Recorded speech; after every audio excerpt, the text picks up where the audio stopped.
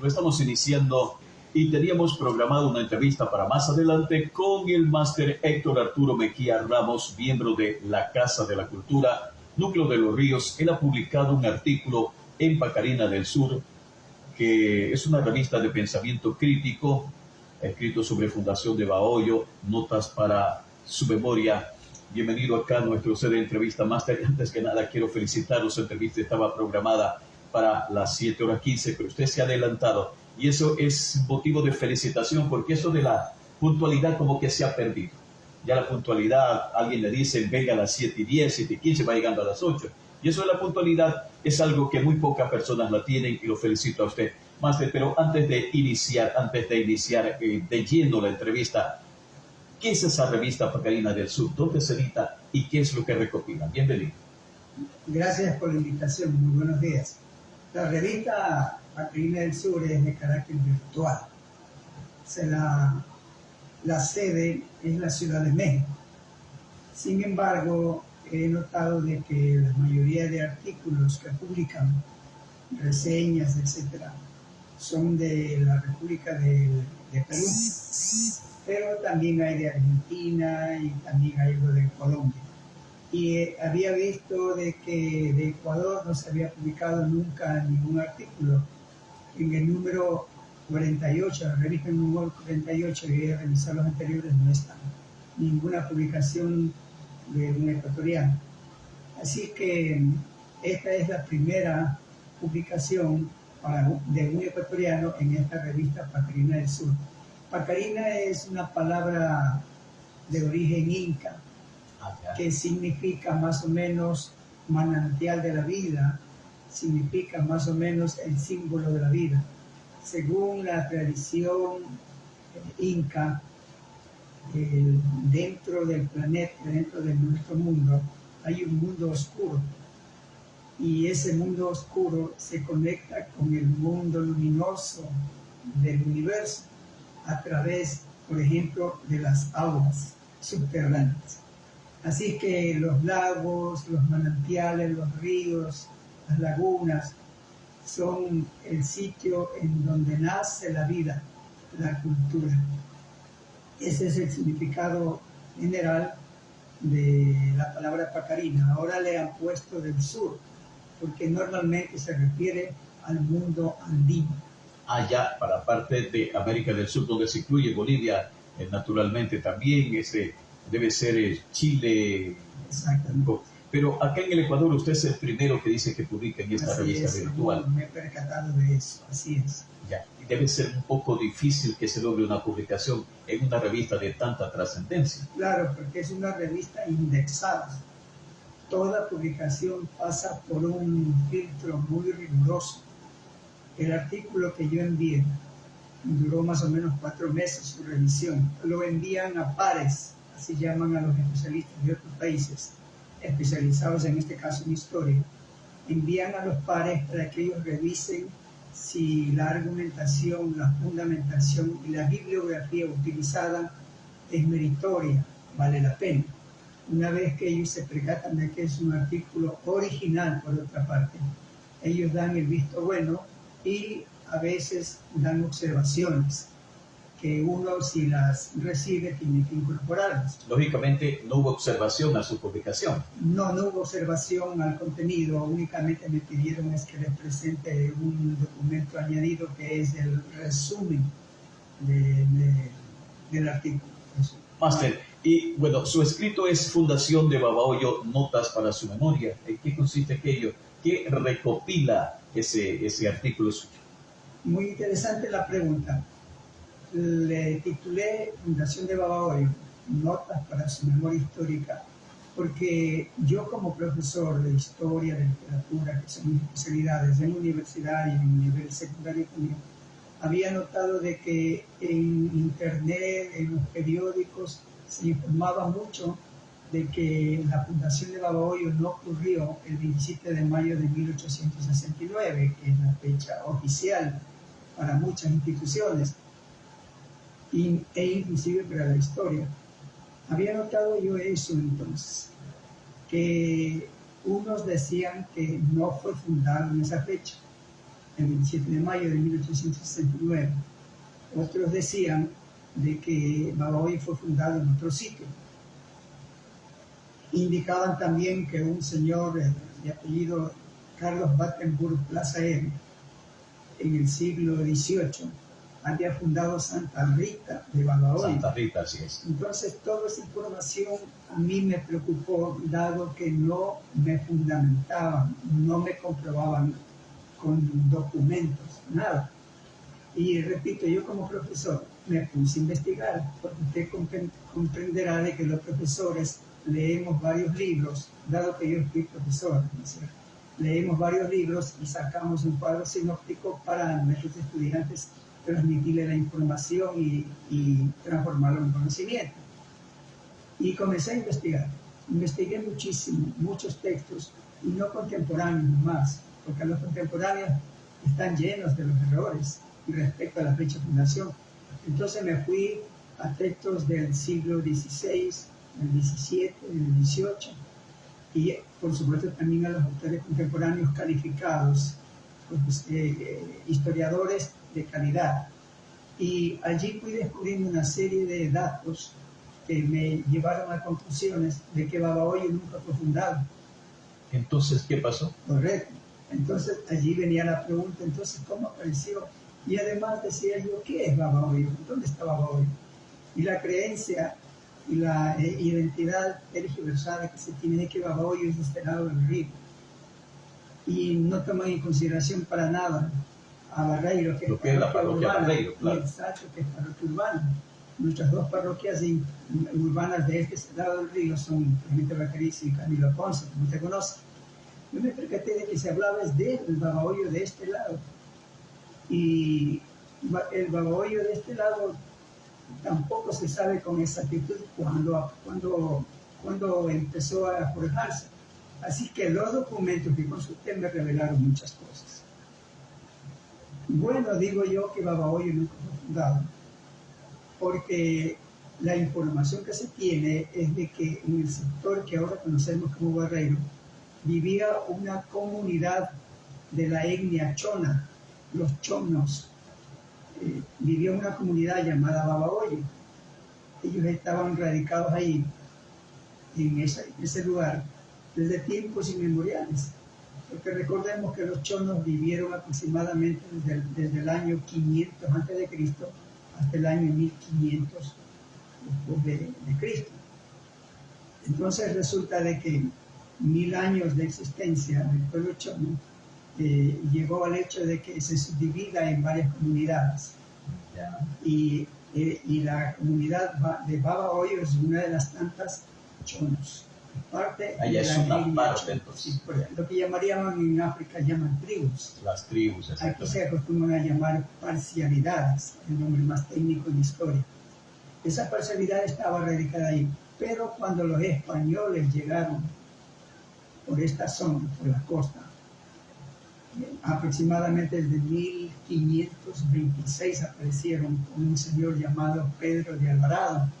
Luego va a aparecer Francisco Pizarro, pero primero apareció Pedro de Alvarado. Luego Francisco Pizarro, que se percató de que Pedro de Alvarado se iba a coger las tierras que el rey de España le había dicho a él que las conquiste, que las descubra.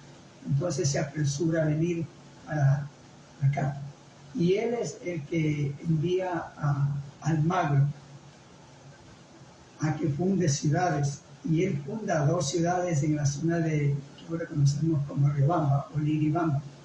Ahí funda 2 ciudades casi al mismo tiempo, el 15 de agosto y el 28 de agosto de 1534. Funda primero Santiago de Quito y luego funda San Francisco de Quito. Y existen las actas de esas fundaciones, las tiene la Municipalidad de Quito y las ha publicado por internet de hace como 30 años. Han estado ahí colgadas y me di cuenta de que muchos historiadores no los habían leído. Qué raro, si estaban públicamente. Claro, en redes. Sí, así que yo descargué eso y ahí me percato que en las 2 actas dice que estas ciudades deben ser mudadas o trasladadas hacia donde convenga. Así que por eso es que San Francisco de Quito, que estaba en Iribamba, la trasladan a donde ahora está el actual Quito. Nuestra capital de la Sí, República. pero no se la funda ya porque ya estaba fundada. Lo que hacen es trasladar. Un traslado. Ya. Y allí la lleva Benalcázar. Y Benalcázar no la fundó. La gente, la historia, algunos historiadores dicen que Benalcázar fundó Quito. Eso es falso. ¿Por qué? Porque el acta no demuestra eso. Es Almagro el que funda. Y Benalcázar era un lugarteniente de Almagro, estaba junto con él, pero no la fundó porque no tenía competencias dadas por el rey para que funde ciudades, porque así empezaron a actuar los españoles, dado que a donde quiera que ellos iban tenían que demostrar que esa tierra ya estaba conquistada, tierras tomadas, pero para demostrarlo tenían que fundar ciudades. Ese era el papel de los conquistadores de la época. Y en cambio, Santiago de Quito, fundada el 15 de agosto, Santiago de Quito, el nombre, el apellido, digamos, Quito es el de la zona del reino de Quito, pero no de Quito. El otro, San Francisco era el nombre un patrono específico. No, Quito era el nombre del reino de Quito, ya, donde vivían los indígenas antes de la llegada de los españoles. Entonces, Santiago comienza también a trasladarse, porque así dice el acta, que debe trasladar. Y uno de los que ayuda a trasladar también fue Benalcázar, pero también otros. Ahí interviene Orellana, intervienen una serie de conquistadores españoles. Entonces la comienzan a trasladar, y un lugar donde la trasladan es aquí, en lo que hoy llamamos Barrera. Pero no se queda ahí, y la trasladan a Estero de Dimas, aquí cerquita de Pinocho. Pero no se queda ahí tampoco, porque los chonos les hacían la guerra y la trasladan a Chilintomo. De Chilintomo la trasladan a Yaguachi, y de Yaguachi la trasladan a donde ahora está Guayaquil. Y le fueron cambiando el nombre, el apellido, digamos así, porque la ciudad seguía llamándose Santiago. Por eso termina llamándose Santiago de Guayaquil, en honor a un cacique llamado Guayaquile, que estaba por la zona, que tenía su comunidad por la zona de Yaguachi, cerca de Yaguachi, en el camino que va a Guayaquil. Así que resulta que no es posible decir que el Santiago del río Amay, como se le llama al estero de Dima, aquí cerca de Pinocho, no es posible decir que es Babahoyo, como dice un historiador famoso, don Miguel Azpiazu Carbo. Él comete el error de decir que ese debe ser el Babahoyo antiguo, pero no tiene pruebas, porque no se llamó Babahoyo, se llamó Santiago del río Amay, porque el río que pasaba por aquí era el río Amay. Después se llama el río Babahoyo. Primero se llamaba Amay, que era un nombre indígena también, pero anterior. Así que, y tenía un significado, Babahoyo tenía otro significado. Así que resulta que nuestro Babahoyo no tuvo partida de nacimiento, no tiene actas. ¿Y qué celebramos entonces el 27 de mayo? Ese es un error que tiene que corregirse ya. La municipalidad ya está informada de este asunto, así que ya tiene que en un momento determinado decir qué hacemos. Pero no puede seguir. Es un cambio fuerte, porque todo el mundo dice 27 de mayo, desde la escuela enseñan el 27 de mayo y ahora cambiarlo. La municipalidad tiene que asumir una postura al respecto muy pronto. Todavía no lo hacen porque es un tema académico. Creo yo que aquí hasta la universidad debe intervenir con sus historiadores, con sus profesores de historia, debe haber una comparación de documentos. Yo por eso entonces, con toda esta información que he manejado, publico ese artículo, con la finalidad de que constaten que los documentos que yo he consultado están a disposición, no solamente porque yo los tengo, sino porque están colgados en la red. Y los que no están colgados en la red, usted los tiene del archivo del Consejo de Indias de Cádiz o de Sevilla o de Madrid. Yo he logrado que me envíen documentos vía correo electrónico, documentos que son antiguos en letra antigua, en castellano antiguo, que uno no lo entiende. Claro, hay palabras que no se entienden. Pero en cambio, para eso están los expertos en paleografía. Ellos hacen la transcripción paleográfica. Es decir, las palabras que uno no logra entenderlos, ellos logran descifrar y las pasan al castellano moderno. Máster, dígame una cosa. El 27 de mayo no es una fecha histórica para Babahoyo, hay que tomar una decisión al respecto. ¿Cuál sería esa fecha entonces? Es decir, para decir la fecha de fundación es imposible, ya no se puede decir. Tal vez algo lo que hace Guayaquil, el 27 de julio tampoco fue la fecha definitiva de fundación de Guayaquil. Ellos lo asumen como una forma de celebrar. Con criterio, digamos, cívico. Babahoyo podría ser algo parecido, pero no seguir diciendo que es la fecha de fundación. Ahora, entonces, ¿qué se puede celebrar? Tal vez la cantonización. ¿La cantonización cuándo sería? Ahora, hay otro problema también histórico. La que llaman Gran Colombia, que no es correcto, es la República de Colombia, que unía a Venezuela, Colombia y Ecuador. En el año de 1824 decide indicar cuáles son los límites de esa república, de la llamada Gran Colombia.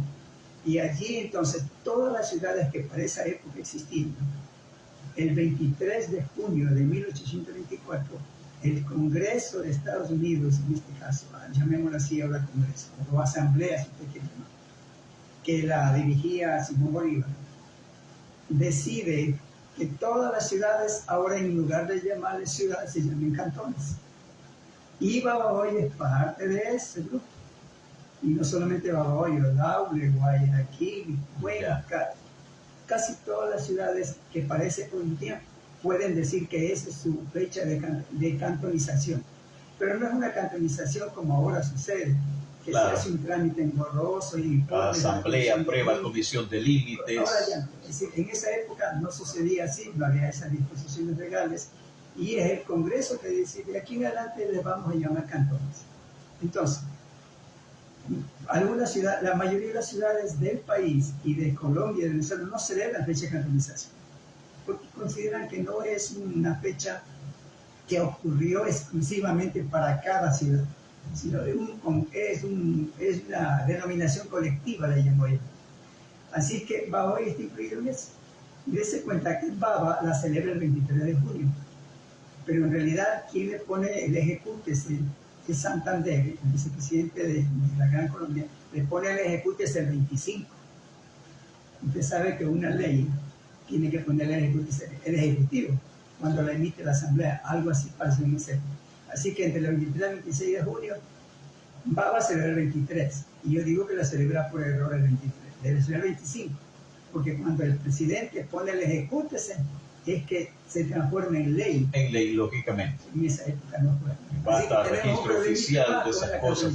Señoras y señores, muy grato conversar con el máster Héctor Arturo Mejía Ramos, miembro de la Casa de la Cultura. Lamentablemente el tiempo se nos fue rápido, máster. No sé si tenga algo más que añadir, por favor. Bien, yo lo que deseo es que los interesados en la historia recurran a la documentación existente, y pongo como una guía la bibliografía que está en mi documento, para que definitivamente comprueben que nuestra ciudad lamentablemente nunca fue fundada, pero que sin embargo existe, y que tampoco Santa Rita de Babahoyo puede decirse que es una ciudad fundada. Y exhorto a la población, en aras de nuestra identidad como Babahoyo, que al hablar de Babahoyo no piensen solamente en este lado del río, sino que piensen en las cuatro parroquias, incluida Barreiro, y recuerden que Barreiro es la cuna del Babahoyo. Gracias. Entonces, 7 de la mañana, 22 minutos. Radio Fluminense 101.5.